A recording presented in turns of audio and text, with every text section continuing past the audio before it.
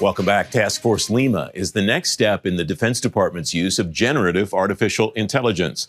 The department says the task force will assess, synchronize, and employ generative AI capabilities across the department from inside the Chief Data and AI Office. Dave Wennergren's Chief Executive Officer of ACT-IAC. He's former Deputy CIO of the Defense Department and former Navy Department CIO. Dave, welcome. Thanks for coming on the program. What do you think this task force will look at regarding AI inside the department? Well, DoD has been a leader in AI across the federal government so far, and they've aligned it under their Chief Data and Artificial Intelligence Officer, so they put it in the right place. I mean, we need to understand these technologies. You think about the power of large language models to capture vast amounts of data and then apply learning algorithms. Frankly, it's going to change everything about the way the department does business, from the warfighting domain to the business mission area. But if we need to understand how to use these technologies effective, we absolutely have to understand how our adversaries are going to use these technologies, because they will be using them against us. The Defense Department says leveraging partnerships across the department, the intelligence community, and other government agencies, and then it describes what the task force will do.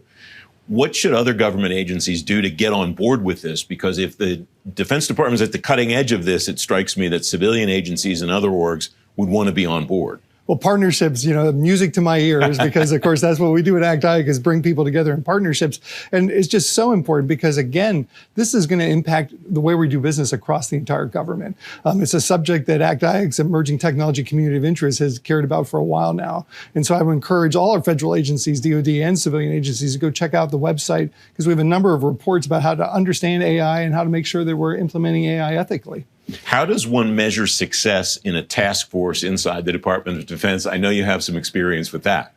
Well, it is an amazingly big place. And so one of the things that you have to be careful about is you can't do everything at once. Task forces that have succeeded in the past, and I can think of a few, they take a few things where they can demonstrate success, because it's easy for us to become disillusioned when the whole big enterprise doesn't change at once. So find some quick wins where you can sort of communicate where you've made an improvement in a business mission area or an intelligence mission area by using generative AI capabilities, and that'll win the hearts of the rest. Whatever the deliverable of this task force is, what are the steps to success to get somebody to do something with it instead of just admire it on a shelf for a period of time until it gets chucked? Well, number one, the bosses have to tell you to do it. So it's great that the Deputy Secretary of Defense herself is leading the charge to do this.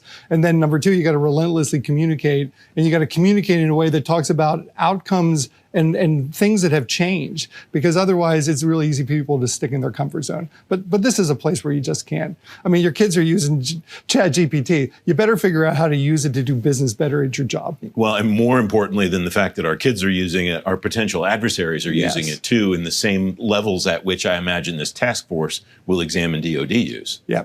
We'll get left behind. That's right. One of my favorite things every year is the Executive Leadership Conference, Imagination ELC, that your organization puts on in Hershey, coming at the end of October. I have more details on it later in the show. What is the theme of it this year, Dave? The business of doing. And I think our focus area will have a lot for everyone to be a part of if you want to come and be a part of the show, as it were. October 29th to October 31st, all the issues of the President's management agenda. We'll be talking about future tech, emerging tech, tech modernization, cybersecurity, the future of the workforce, acquisition, climate change. So there'll just be a number of ways to engage with your peers in government and industry. And you get to see Francis Rose live and in person. Oh, well, I don't know how exciting that can possibly be, but one of the things that I think is really cool about what you just described is that for a long time, I think there was a perception, at least, that ELC was a conference about technology. And you led with the President's management agenda. You talked about acquisition and a number of the other issues that are certainly part and parcel of IT in the government space,